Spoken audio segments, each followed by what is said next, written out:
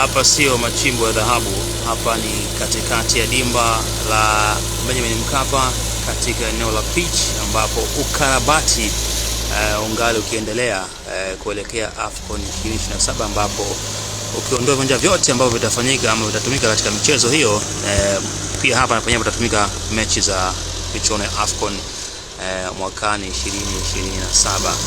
Ni eneo la kuchezea ambalo linarekebishwa hivi sasa, na Watanzania wengi wamekuwa na kiu ya kuona nini kinafanyika hapa, lakini ndo wanachokiona hapa ndio ambacho kinaendelea kwa hivi sasa, na watu wamekosana, mbona mechi zifanyike kwa Mkapa? Hali iko hivi kwa hivi sasa. Kwa hiyo hapa tu mengi kwa hivi sasa ni ukarabati unaendelea hapa.